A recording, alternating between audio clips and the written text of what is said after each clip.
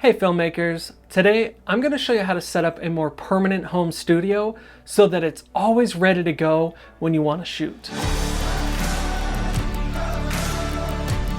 For those of us that are in the business of making videos, you know that it is insanely time consuming to shoot and edit. So anything you can do to speed up that process is a huge win in my opinion. So usually when I'm shooting these little videos for YouTube and stuff, I set up at least 3 or 4 C-stands and light stands in here and get everything all set up. And it's just so time consuming. And I just got sick of doing that, and then I have to tear it down every time because it takes up the entire floor space in this office. And this is a tiny office, 10 feet by 10 feet. That's it. It's really small. I shoot everything out of here. Obviously the space that you're filming in is not the exact same as mine, but you can use a lot of these principles and adapt them to your own situation. So grab my camera here and let's start with the most big and obvious one first here. So what I have here is called a Manfrotto AutoPoll.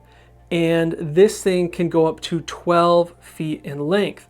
And the beautiful thing about it is that it requires no screws, no nails, nothing. It's not permanently fastened to the wall. I could take it down right now and it leaves no mark. And it's actually really sturdy. It can hold up a pretty good amount of weight. I have 2 lights on it right now.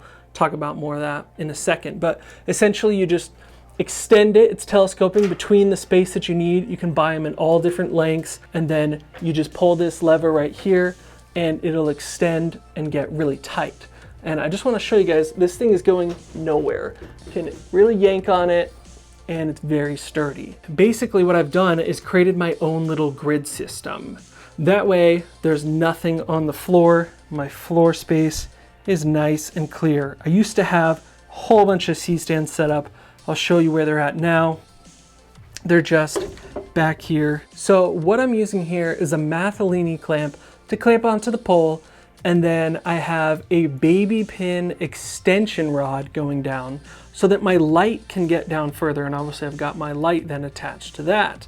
And this is just a simple 1x1 LED inside of a little pop-up diffusion box. And I'm going to link to all this stuff down in the description in case you want to check any of it out. When I had the light attached right at the top here, just directly to this clamp, it was way too high and was creating like raccoon eyes. So I needed to get the light source closer down to where I normally sit when I'm doing talking head. The next light I have set up is another 1x1 LED, and this is my background light. And I've got a little blue gel on there to make the background nice and cool blue, and it is clamped on there with a super Mayfair clamp.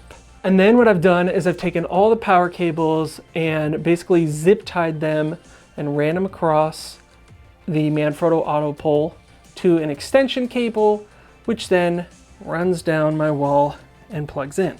And you could make an entire grid from this if you wanted. I could have put 4 of them in here going every which way and mounted lights everywhere, but I really didn't need that. So for my hair light, I'm using the Aperture LS Mini 120.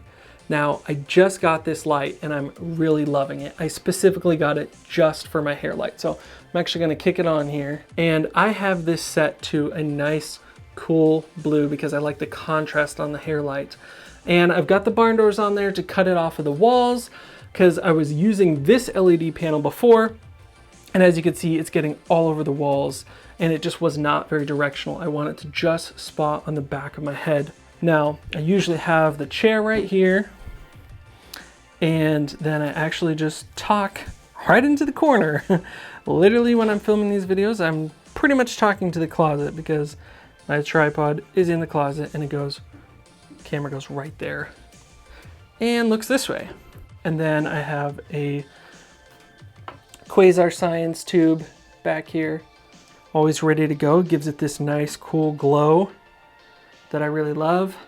And then I have a practical that's a really nice warm practical in the background. The beautiful thing about this is that I didn't have to set up any light stands or diffusion. It's all in place. All I gotta do is flip the lights on, turn on the camera and hit record, and I'm ready to go. Now onto the B-roll station. I have a paper backdrop permanently mounted.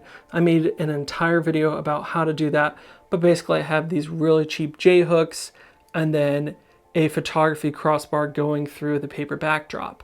Now, the nice thing about this is that I can roll it up and get it out of the way anytime I want, and then just clamp it off. It's completely out of the way. Then right up against the backdrop, I have this little makeshift table, and I'm using actually just a white piece of wood and these two little sawhorses made of plastic to hold it up. That way I can break this all down and put it away into another closet or up against the wall and give me some more free space when I'm not filming B-roll.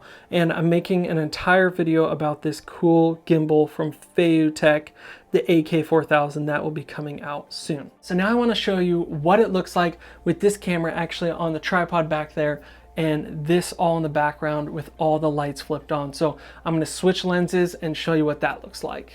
All right, so here's what the more permanent lighting setup looks like in camera. We've got the key light hanging from the AutoPoll, and then we have the background light that's giving it that really, really blue look back there. You can see the practical light, and then of course the other light on the desk really lighting it up. And the hair light you can see edging out my shoulders, and when I'm not wearing a hat, you can usually really see it on my hair. But I hope this helped you get some ideas and get the wheels turning so that you can get your own little semi-permanent studio set up. I actually got the inspiration and motivation to get my home studio set up more permanently from Think Media.